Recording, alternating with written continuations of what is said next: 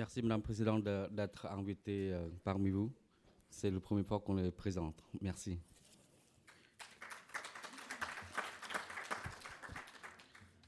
J'en ai pas pour longtemps.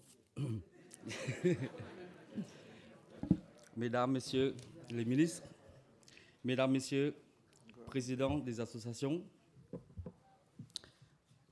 mon cher Excellence, Mesdames, Messieurs,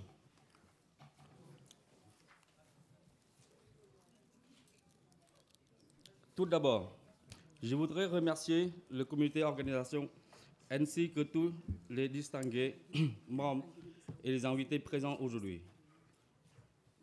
Nous sommes réunis ici, dans ce lieu chargé du symbole, pour que l'on se souvienne que beaucoup de nos aïeux ont participé à la Première Guerre mondiale et sont morts pour la France dès 1915. 4600 ouvriers rejoignent la métropole pour travailler dans l'aviation. Des troupes supplémentaires arrivent à partir de 1916 pour constituer 19 bataillons de travailleurs indo-chinois. Il faut également se recueillir à la mémoire des 9000 infirmiers et 5000 conducteurs automobiles qui représentaient un total de 43 000 personnes.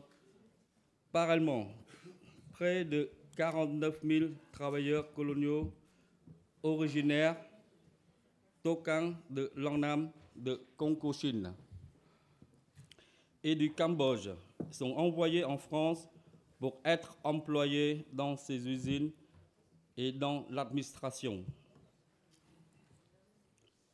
Le manque d'informations documentaires originales ne permet pas de faire la distinction entre les soldats originaires des différentes nations composées l'Indochine française. 3000 soldats de la Grande Guerre mondiale venant du Cambodge peuvent être ainsi mêlés aux différentes formations militaires engagées en France et sur le front d'Orient. La communauté cambodgienne en France, pour la plupart ayant demandé la nationalité française, et une communauté qui s'est formée par vagues successives de migrants venus de différentes époques et pour raisons diverses.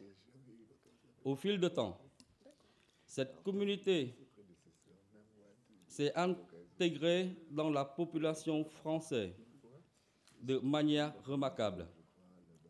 On parle même d'une intégration exemplaire. Cette intégration basée sur les valeurs de l'école et du travail n'est plus démontrée et constitue un atout majeur pour la France et pour ses relations avec le Royaume du Cambodge. C'est dans ce but que le rassemblement citoyen du Royaume du Cambodge, l'Outre-mer, souhaite impliquer et encourager la communauté khmer en France dans sa pérennité des relations d'amitié et de coopération entre la France et le Cambodge, unis par les liens historiques, culturels et humains exceptionnellement forts. Par ce biais, je formule le souhait que les relations entre les deux pays puissent se développer encore et bien davantage afin de promouvoir ces relations anciennes.